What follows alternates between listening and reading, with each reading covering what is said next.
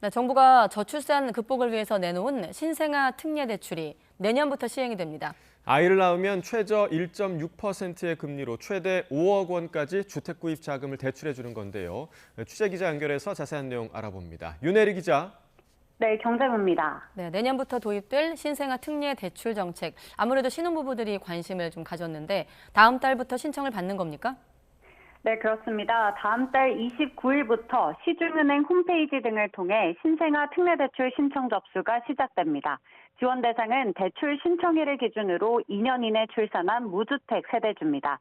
부부 합산 연소득이 1억 3천만 원 이하, 자산이 4억 6천 9백만 원 이하면 지원 대상이 됩니다.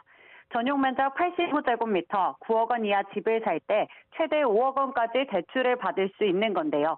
연소득에 따라 금리는 차이가 있습니다. 부부 합산 연소득이 8,500만 원 이하면 1.6%에서 2.7% 금리를, 8,500만 원을 넘으면 2.7%에서 3.3% 금리를 적용받습니다. 세부 지원 대상을 보면 올해 1월 1일 태어난 출생아부터 적용되고 혼인신고 없이도 아이를 낳기만 하면 대출을 받을 수 있습니다. 임신 중이라면 포함되지 않고 2살 이하인 아이를 입양한 가구도 지원 대상이 됩니다.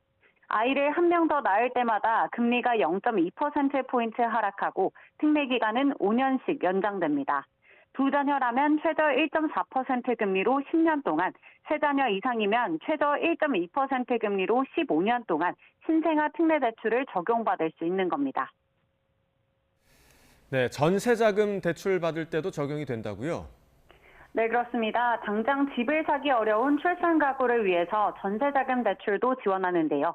전세 보증금이 5억 원 이하인 주택에 대해서 보증금의 80% 이내, 최대 3억 원까지 저금리로 대출을 받을 수 있습니다.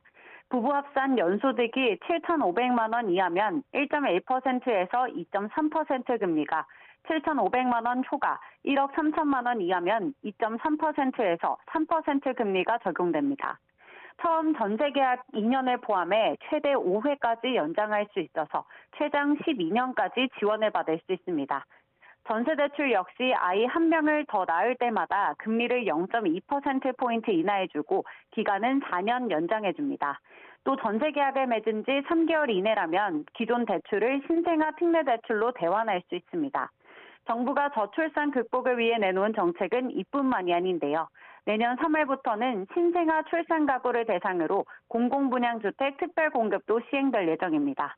임신 중인 태아를 포함해 2세 이하 자녀가 있는 가구에는 특별공급 1,000만 가구를 포함해 연 7만 가구를 우선 공급하겠다는 계획입니다. 다만 아직 구체적인 공급 지역은 공개되지 않았습니다. 올해 합계 출산율은 0.72명, 내년에는 이보다 줄어든 0.68명으로 전망되는데요. 정부의 저출산 극복 대책이 출산율을 끌어올리고 무주택 출산 가구의 내 집 마련 기회를 만들어줄 수 있을지 관심입니다. 지금까지 경제부에서 전해드렸습니다.